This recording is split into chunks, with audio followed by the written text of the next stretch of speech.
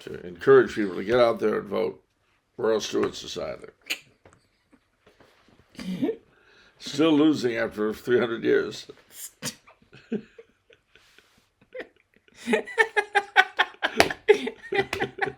That's just... Gosh. All right. We'll show you, morons. You got the victory. What have you done with it? Crap! How much of your own mishandling everything does it take for you to realize you're not worthy of life? I mean, you're brain dead. You understand that, my masters? You're just... Yeah, really, if the whole bunch of you jumped into a bog and died, the world would be a better place. And when that realization comes to you, and you may need to be helped with it, well, the world will be a better place. All right, here we go. I'm going to put that on the pre-show, but we're just going to do the pre-show intro anyway, because I think people enjoy that. But here we go. All right. Welcome to another pre-show, all you patrons. Gather round. Gather round indeed. Happy days are here again. The skies above are clear again. Let us sing a song of cheer again. Happy days are here again. All together shout it now. There's no one can deny it now. And we'll tell the world about it now. Happy days are here again. Yes, indeed, ladies and gentlemen. The stench of the election gets ever closer, doesn't it? Yes. What's a positive word for stench though? What's a good like perfume? Or stench isn't positive. Yeah. What do you mean? Stench isn't positive. Stench is sort of like what you smell at a dump, a garbage dump. Yeah, garbage dump, or slaughterhouse, or a sewer. Yeah. Yeah. So what's wrong with that? Shouldn't language be exact and describe what's actually happening? I guess so. Yeah. Okay. All right. I mean, do we speak of the fragrance emanating from the fragrance? sewer? There we go. That's good. The fragrance of the sewer? Fragrance of the sewer, yes. Okay. There you go, ladies and gentlemen. In that particular and special manner, the fragrance of the election comes ever deeper. It's pretty gross. And I'll tell you what, Herr Vincenzo here and myself, we shared something very in common about the great debate between the president and the vice president. Yeah. Neither of us could watch it. Yeah, no, I told Charles, I said, okay, we really tried, we really wanted to. So what we happened, I started out, and then like a minute into it, I was like, okay, this isn't going to work for me. And then you sort of, so like Trump's on one half of the screen, and then Kamal's other. So you just kind of put like you kind of like close off half the screen, so you can only see Trump's face. So I did that. Itself. Well, I because she was doing what Hillary did, which I just can't stand, which is this. Oh, you're lying, so I'm going to write something down. Or, But she wasn't cackling. It just, I can't stand the whole not speaking metagame or the gamesmanship there. It's so obnoxious. Well, look. There's the games people play, every night and every day, What? I sense a song. Talking about you and me and the games people play? I don't quite know this song. And they're whiling away the hours, and they sit in ivory towers. Anyway, it's called The Games People Play. Oh, by who? I don't remember. It just dodged into my head when you mentioned Kamala playing games. I wouldn't mind seeing her as a croup here in Vegas. No, I'm serious. I wanted she when she was younger, and people asked Willie, Willie Brown, if she was his daughter. And he says, no, we're dating. Mm-hmm. Yeah. And she would just, when asked the same question, she would just giggle. No. Yeah. But, and compare that in the same period to Trump's exploits in the pages of Spy magazine. Well, I didn't catch that one. Too young. In the 1980s. Oh, okay. No, it's good to know that we've got a race between the brightest and the best that this country can possibly produce. It makes you so happy. I really can't tell you how happy it makes me. But because I can't tell you, I won't. However, don't let that stop you. Vote early and vote often. And remember, this country stands at a cornerstone. That's not right. No, at a crossroads. Crossroads. Thank you. Yeah. This country stands at a crossroads between ruin and defeat. Ruin and defeat. All right, so that's not working, is it? That's not quite working. All right, hold on. We can do this. Now is the time, ladies and gentlemen, to choose between the nadir of hypocrisy and the apogee of failure. Wow. How's that? That's interesting. Is it working? No. All right, I'm not going to campaign for either candidate. You know what's funny, though? What's that? You know what's funny?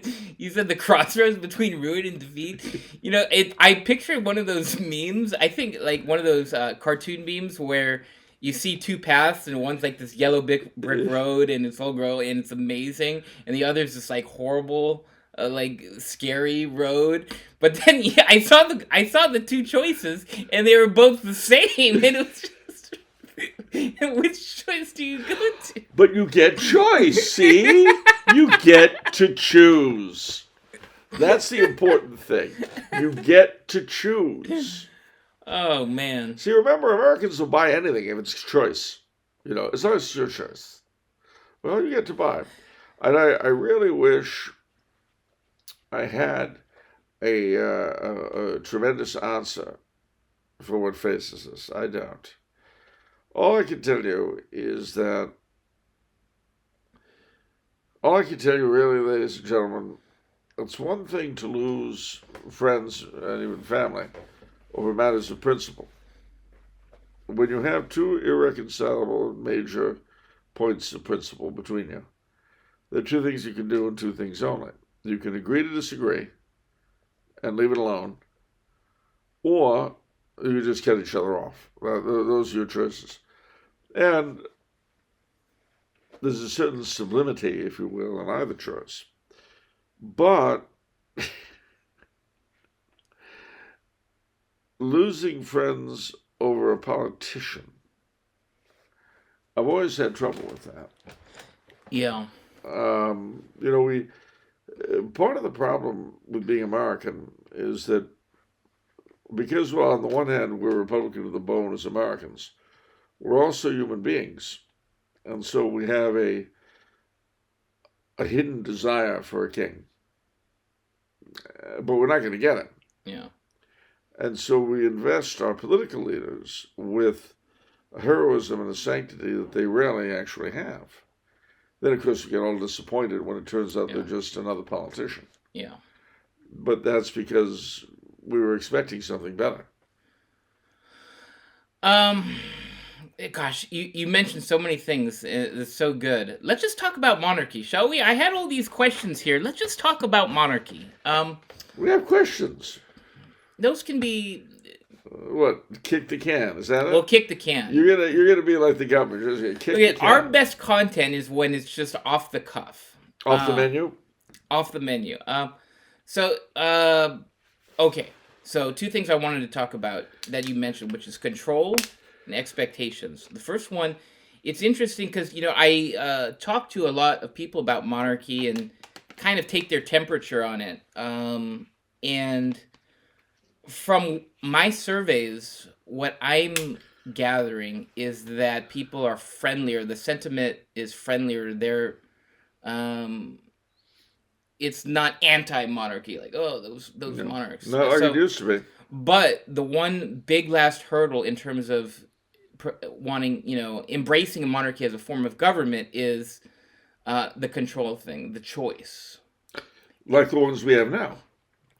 Right. Well, and obviously I make those points, but it doesn't even matter. The whole thing is the voting thing. Yeah, it's the mythic ritual. Yeah. The sacred the sacred right. Yeah. The quadrennial sacrifice of our minds to our emotions.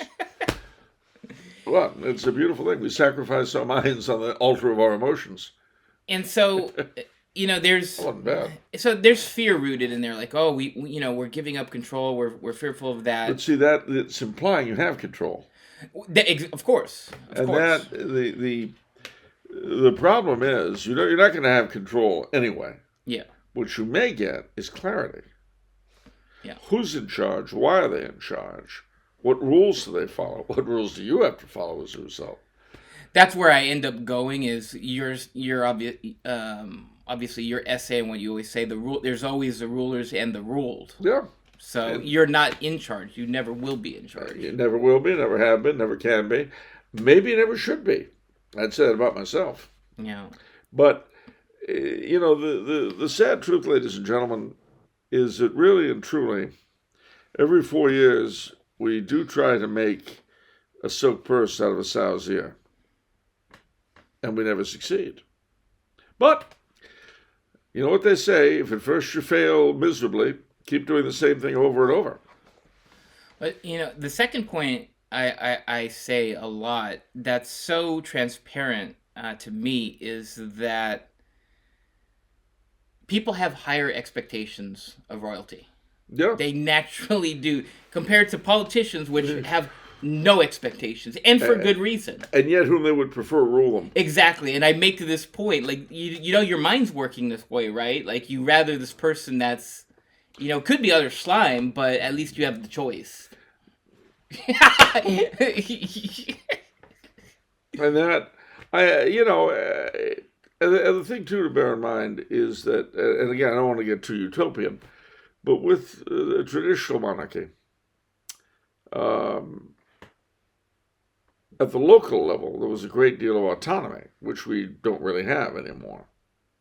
Although we still have a good deal, but not.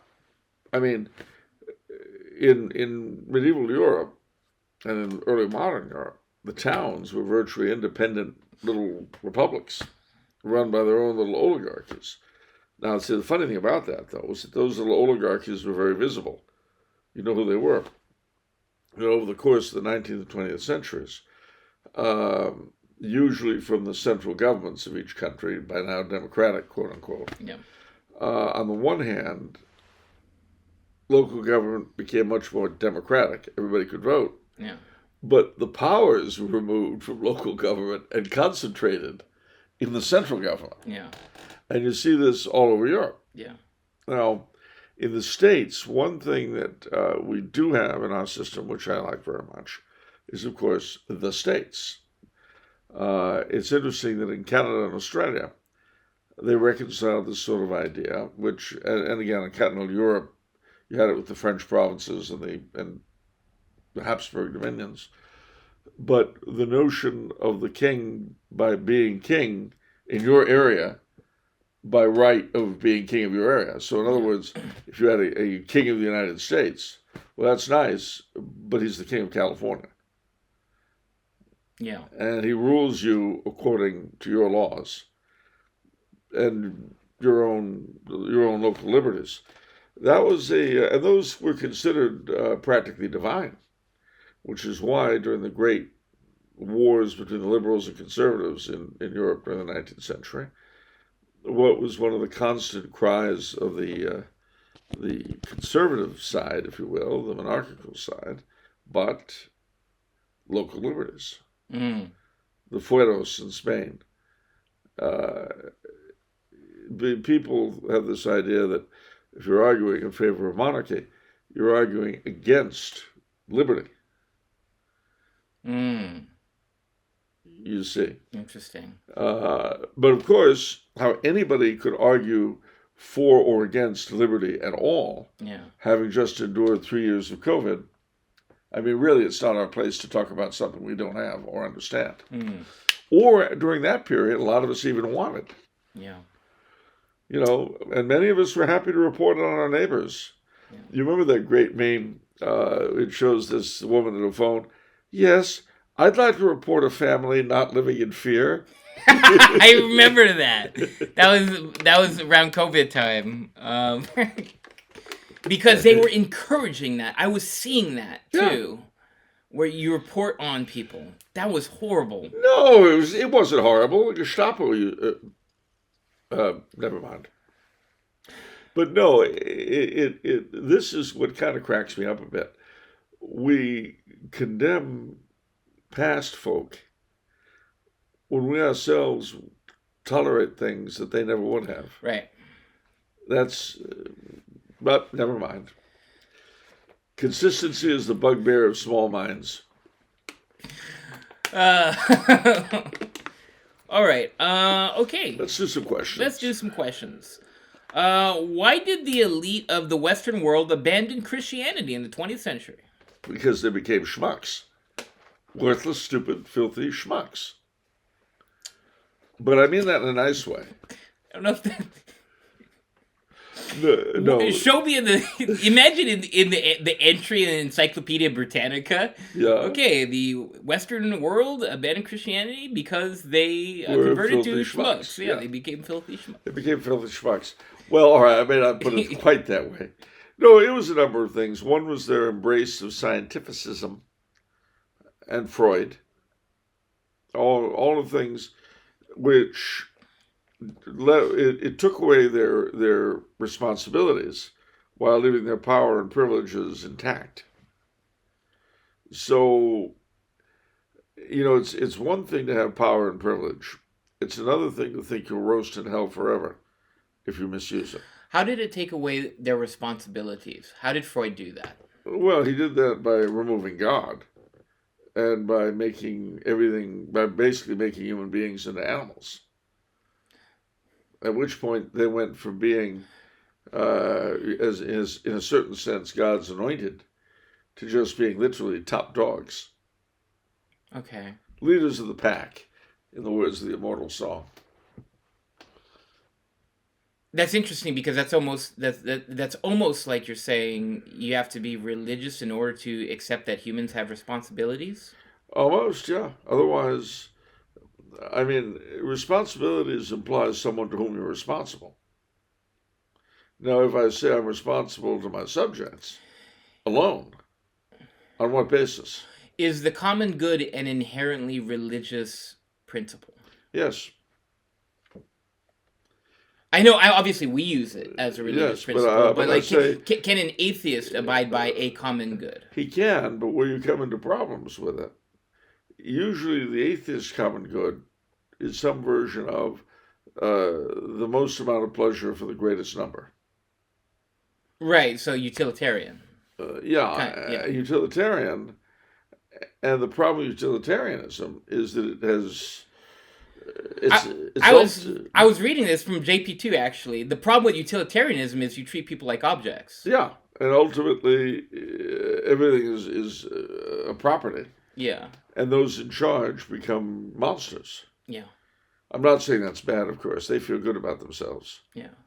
But no, so I that between Freud and Darwin and the sense of power that the advances of science gave them, that's why. Okay. So, okay. That makes sense. It's kind of the same old thing. Power. It's a type of power in a sense, corrupting. It's power without responsibility. Yeah. Corrupts. Power without a sense of noblesse oblige corrupts. If all you have is power, you soon cease to believe in authority, and without authority, your power is just arbitrary tyranny.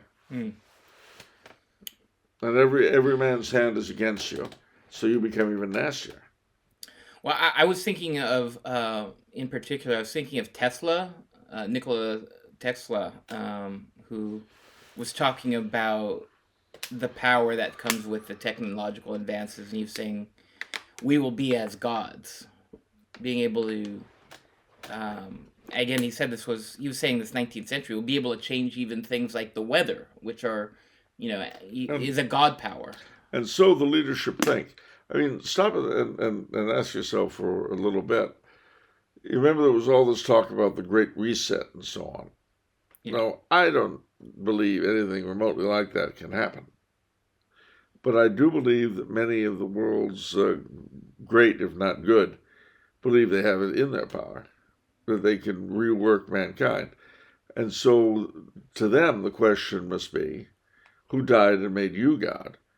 And the answer is nobody. I am God. I've got the power. But of course, if I can blow their brains out and take it for myself, guess what? I never cared enough to really explore what was the definition of the Great Reset. So that's straight up to rework mankind in their own image? Well, Totally? to rework mankind, it varies depending on who you speak to. But, rationalizing things, reducing the world population, I mean, changing dietary habits. Whenever you come across a governmental figure talking about changing the people's behavior or habits, stop for a minute. Every one of these two-bit countries, such as our own, pretends to be a democracy. But if that anus or mouth or whatever orifice you're using yaps about democracy, then you're not the one who's supposed to say what they're supposed to be doing. See, you got it all wrong, little one. Oh, that's education. No, it's manipulation. It's ordering your subjects about, and that's fine. But let your mouth say that. When you pull away from the trough for a little bit and wipe the scum off your mouth, tell your people, I own you, and you'll do what you like, what I tell you to, little munchkins. And then you can go back to the trough, feeding in the disgusting crap you've been eating. I don't want to mischaracterize our owners as scumbags, but it would be hard not to. Okay, in previous episodes, you stated that in order to convert a nation, the elites of a society need to be converted first. Is it always the case that religion comes from the top down rather than the bottom up? Not always, but very, very often. Very often. Although, to be honest, there's usually a parallel movement at the bottom. So, the example I love to use was Imperial Rome, where the first Christians were, oddly enough, at the opposite strata of society. The ancient pre-imperial nobility and the slaves. And then from there, it trickled literally up and down until Constantine came along. And then it really began to grow in governmental circles. And then finally, after the Arian heresy was smacked down a bit, Emperor Theodosius comes along and makes it the religion of the empire. So, okay, so you're talking about slaves were picking it up in tandem with the elite. Yeah. Is that the only time? And why did that happen with the slaves and it was coming upwards? Like what was the mechanism there? My suspicion, frankly, is that the slaves were highly involved in commerce and that kind of thing.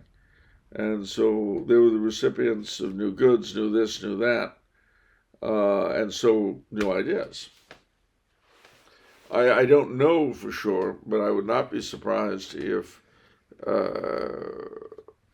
the slaves were a major role in the early stages of the so-called divine invasion of Rome. Do you think in the current structure of the Western world, do you think it's possible to be bottom up for the religion? It'd be very hard. It would be nothing's impossible, but it would be very hard. And the reason is, look at abortion, look at gay marriage. All this stuff has become accepted, but it's because it was accepted by the elites, who then imposed it on the rest of the population. It's not just about the faith. Usually, not always, but usually anything comes from the top down. Stop and think about it. 50 years ago, the vast majority of people thought abortion was murder. In America, I'm talking about, but it's true in the rest of the West. The vast majority of people thought that abortion was murder, and that homosexuality was a sin. Yeah. In 50 years, they've had their minds changed for them. That was not a popular movement. For better or worse, most of our ideas come from our betters, our masters, our owners. All right. Playing devil's advocate. So you said the slaves, that mechanism happened in back then because they were a part of this higher communication, Yeah. a part of commerce. So to what extent is that also possible with, let's say, perhaps middle class, the people on social media, where it's high communication? That would be in a weird way that would be the closest equivalent. Yeah. That's kind of scary, actually, that it would emanate out of social media, but I feel like social media is going the wrong direction, frankly, so I can't see that. Well, see, but again, it has that power. It has that power. And again, remember what I said earlier, I suspect that the slaves played a big part in the divine invasion of Rome before Christianity. We had all these Eastern cults come to Rome to flourish alongside the old Roman gods. So you had temples of Isis and Cybele and all this stuff in Rome. These things were brought by slaves. Mm. So, and then picked up by other people. So, like so much else in life, communications can work for the good or for the ill. You know, I can spread religious tracts through the mail, or I can spread pornography. It doesn't make the mail good or bad. Hmm. Okay, do we know what percentage of Rome was actually Christian before Constantine's conversion? No, I don't anyway. All right. What was the Romantic era, and why did it arise, and what can we learn about it? Well, it's both a vague and exact thing. The Romantic Rebellion or the Romantic Restoration, it's called both, was basically a reaction toward the Enlightenment and the so-called Age of Reason, which, from all of this Voltairean yap about reason, ended up with all the blood of Voltaire, and could be said to have ended at Waterloo. Mm. Now, Romanticism, people try to put particular dates on it, and it gets a little bit squiffy because, like everything else, things fit into it and it influence things afterwards.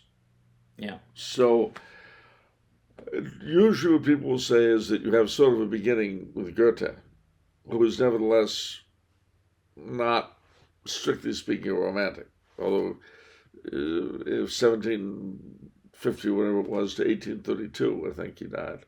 I may have the dates wrong, but it was roughly that. So the last half of the 18th century and the first few decades of the 19th, Goethe's life saw the rise of all these things, you see, and he himself was influenced by all of them, Yeah. by the Enlightenment as much as by the Romantic, and influence in turn. Yeah. So Goethe is a real hard figure to pin down. Yeah. But starting in the 1790s, you had in England and Scotland and France, you had prefigurings of the Romantic era.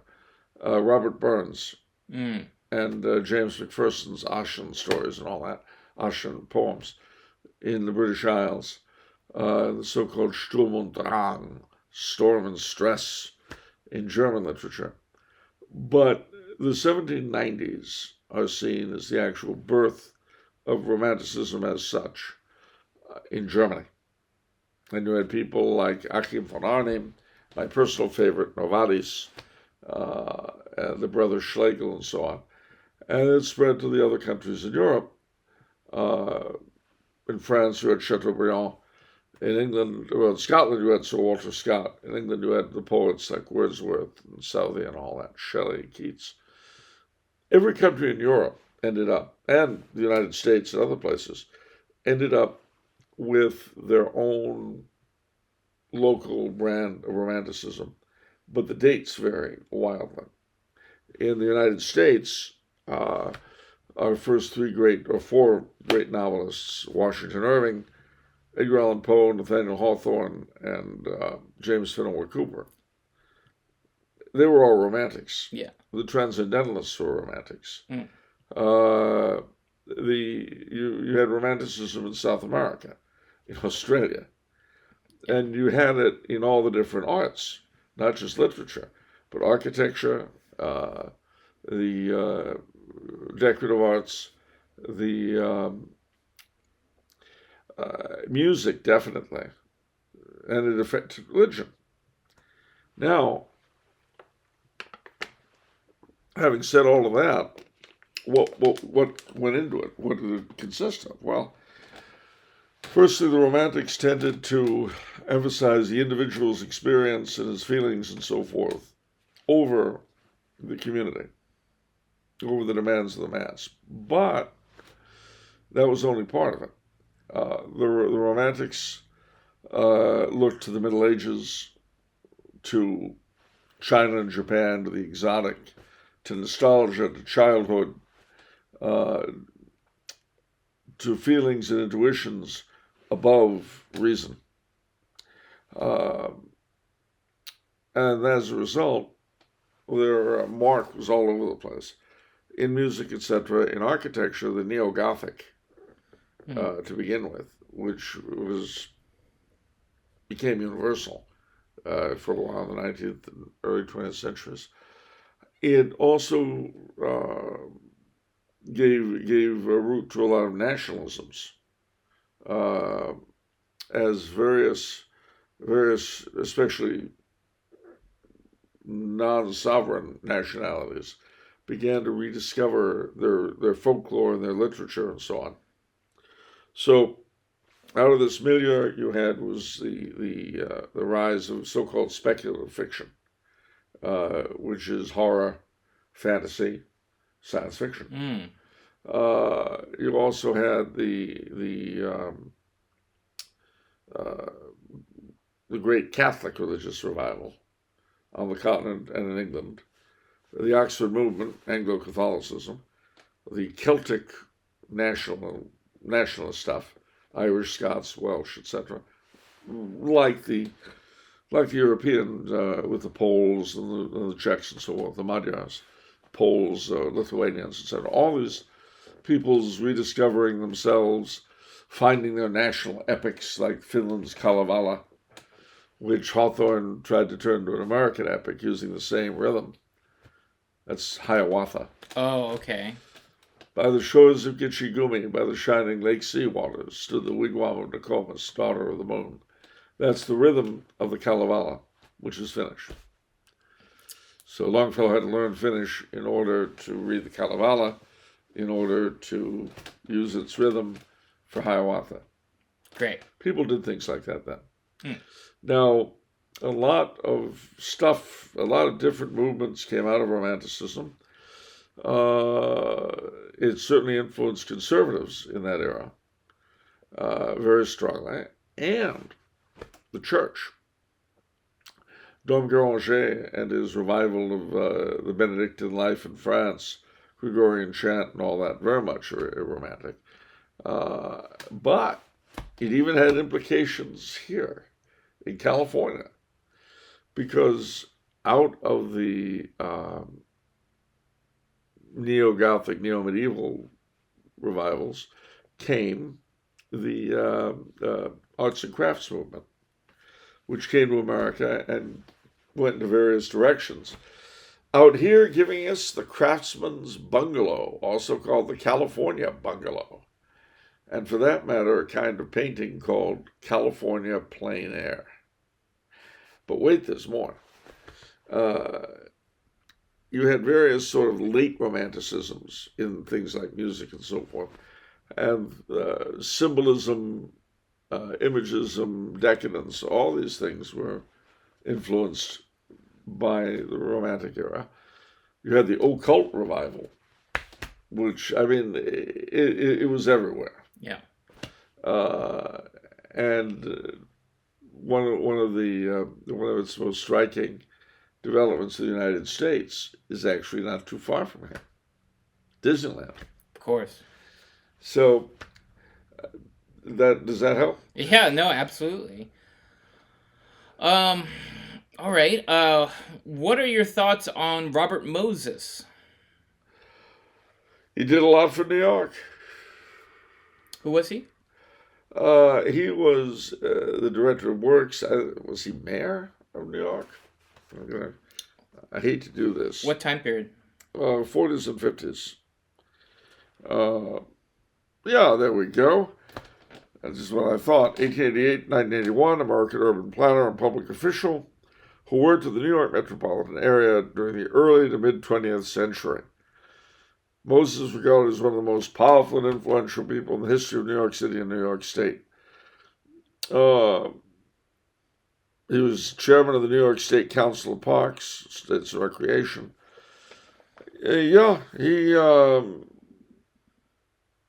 What exactly are the responsibilities of an urban planner? He held as many as 12 titles at once, including New York City Parks Commissioner and chairman of the Long Island State Park Commission. Wow. So, to answer your question, Robert Moses dealt with so many of the things that affect people where they actually live. What is urban planning? Yeah. Well, urban planning basically is the city attempting to make sense of itself. Think of downtown Pasadena. You've got the Pasadena City Hall, and you've got all the buildings arranged around it. Yeah. That's urban planning. That's the shape of the city. And in the case of Pasadena, it was shaped by something called the City Beautiful movement that came out in the late 19th, early 20th centuries. Trying to build a livable model of a city for people to live in is what urban planning is about. I'll give you that I can understand in the context in the 1920s, but what happens when, let's say, a city is fully developed or formed? Well, that's a good question, and I will point out two cities as examples, Arcadia and Monrovia. Yeah. You look at Old Town Monrovia, you look at Huntington Drive, Arcadia. Yeah. Old Town Monrovia is very much the result of city planning. Okay, so they put stuff on the sidewalk to try to encourage. What are you talking about? The city market too, like the Fridays? The whole thing. Oh, okay. So there in Monrovia, you got a very active department of city planning. I see. Arcadia is much more laissez-faire. They are. They do have. They're not without this stuff. Yeah. They do things, but it's not to the degree that they do in Monrovia. I see. And so, apart of the fact that in Monrovia you don't have Chief Clancy having the cops manipulate the lights so that trucks have to stop all at once and stuff falls out of the back of the truck. Yeah, there's a lot of other obligations and priorities. Yeah, priorities. That's it. Prioritizing. Yeah, for the health of the city. Yeah, that's it. And revenue streams. Yeah, revenue streams. Yeah, that's it. Revenue streams. Yeah. But in Monrovia, they're more citizen-oriented.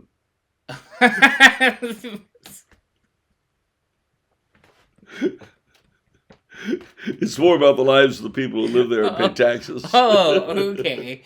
I get it. You get it. I understand the difference. Whereas Arcadia, it's more about jobs for the boys.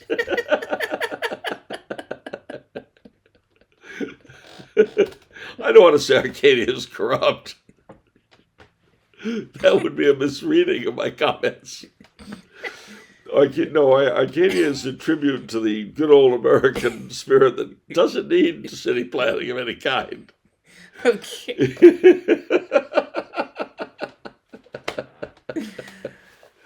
But obviously, and that it's sort of like in New Orleans when they pushed all the bordellos into one section called Storyville. Yeah. It was actually named after the city councilman who came up with the idea.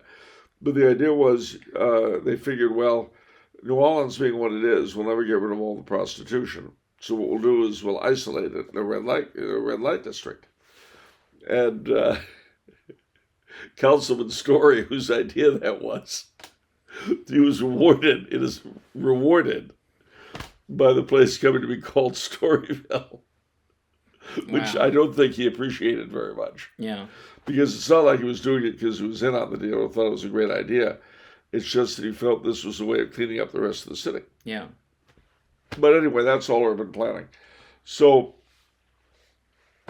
Moses was the head of the Parks Department from 1924 to 1960, the year of my birth. So during that time, he was responsible for a lot of the experiences that New Yorkers remember. You know, back in the old neighborhood. Yeah, the old neighborhood, of course. The old neighborhood. Yeah, so wow, that's really cool to learn that, because that sounds like urban planning and is it the city planner position? Is that Yeah, that's one of them. Yeah, that's so important in terms of attacking something that's near and dear to my heart, which is sort of socialization. Well, look, the fact is, and this goes back, when people ask me, should I vote? Well, you should definitely vote in local elections. Let me tell you, because that's where these. The problem is you questions don't come know up. these people. Well, you know what that means? You have to find out about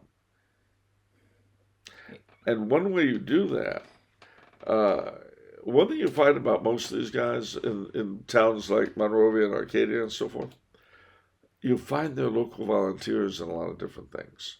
Ah, So look into those organizations. I see. Okay. I mean, in Monrovia, for instance, you know what a very influential organization is? The Friends of the Monrovia Library. Okay. It's got an importance out of all proportion to what you would think it would have, but that's because it does so much to carry on the life of the city and to provide opportunities for the locals.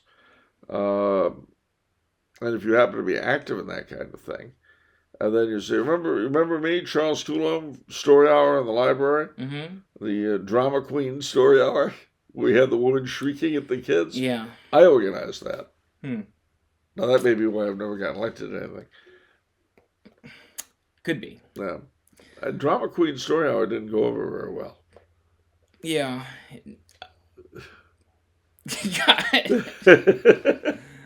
Well, for one thing, the kids started crying when the woman started attacking Goldilocks as a trespassing slut.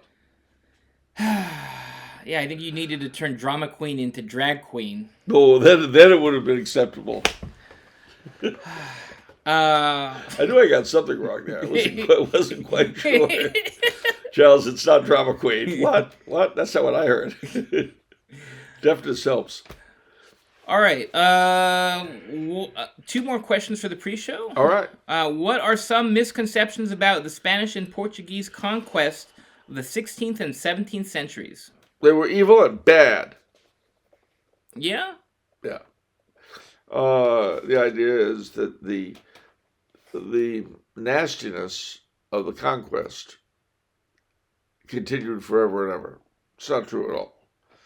Once it was over, it was so over. And they established, both the Spanish and Portuguese, very durable institutions. It allowed both countries to maintain huge territories with a minimum of physical force. I mean, it's an astonishing, if you really study how their administrations worked, it was astonishing that they did so much with so little. Now, the other thing that complicated their lives was that it was difficult to get people to emigrate from Spain and Portugal, because those were very pleasant places to live in those days. So, on the one hand, making full-fledged Spaniards and Portuguese out of the Indians was important in the mestizos. But on the other hand, they were also obligated to maintain a separate structure for the Indians, for those who wanted to live in their own autonomous regions. Right. So that was called La República de las Indias, La República de los Españoles. But it all came a tumbling down. All right, last question. What was the church's role in fighting Nazism and fascism? Huge. Pius XI wrote encyclicals against both. Pius XII hid a ton of Jews and other people in the Vatican and other pontifical properties. Wasn't that Hitler's Pope? Yeah, Hitler's Pope, one of the righteous Gentiles, according to the Israelis. But I guess I'll trust people who weren't there and don't know anything about it personally, because that's always where you want to go. Believe me, when I'm dead and gone, the biggest expert on me will be a Chinese lady who's never been either to the United States or Europe. Wait, what? Why? When I am dead, because that's the way these things work. What?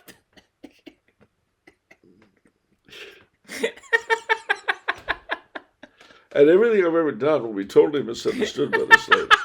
You know, you see, it is because Charles Coulombe went to a military college that he considered himself part of the church militant.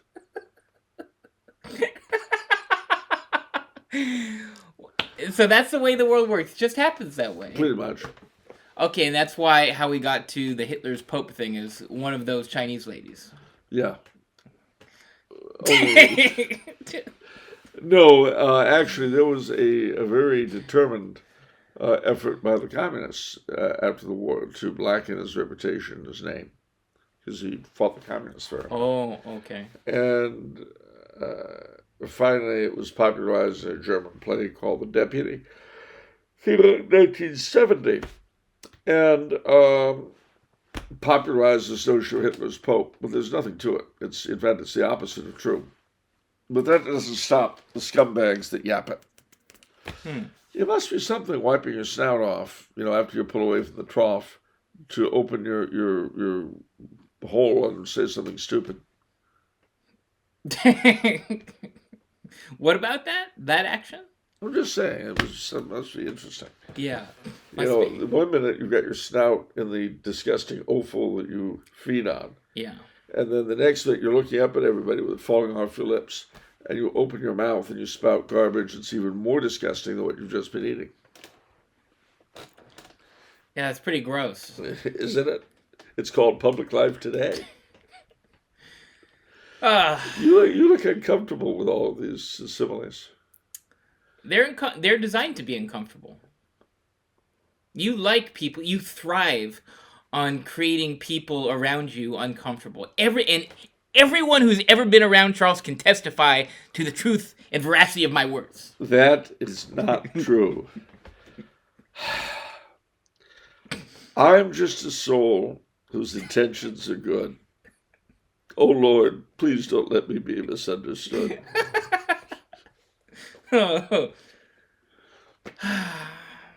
Okay, just a innocent little lamb. Yeah, I'm a poor little lamb who has lost his way. Ba, ba, ba. I'm a little black sheep who has gone astray. Ba, ba, ba. A gentleman songster off on a spree, doomed from here to eternity. Lord, have mercy on such as me. Ba, ba, ba. But see, I live in a world, in a universe that insists on blaming the victim. Well, that implies that you are the victim. I am the victim. But you're not the victim. Oh, but that's me blaming the victim. Yes, indeed it is. You see, here okay. He's convicted out of his own mouth, ladies and gentlemen. Stood here. He convened the arraignment and was found guilty. I don't know what to say to that. I really don't. All right, I know what I'll say. That's it for the pre-show. But stay tuned for the full episode coming right at you. He's just using his complete and total power over this show to yank the fact that he's been convicted, hoping you won't. I'm sorry to interrupt you. Go on. You did it on purpose. You didn't have a stain on your tie.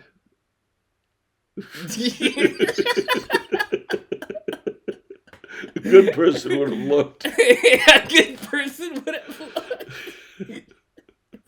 Well, see, I've done that before, where I've looked, and I did it out of pure sympathy in my heart, and you felt sad because it was like like giving a beggar something. Yeah, it wasn't real. Oh, look. Yeah, but it wasn't real.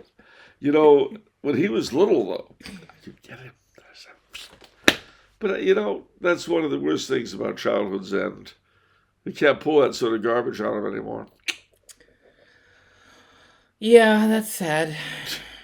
All right. We'll see you in just a few minutes. Don't go away in your autumn finery clutching your pumpkin lattes.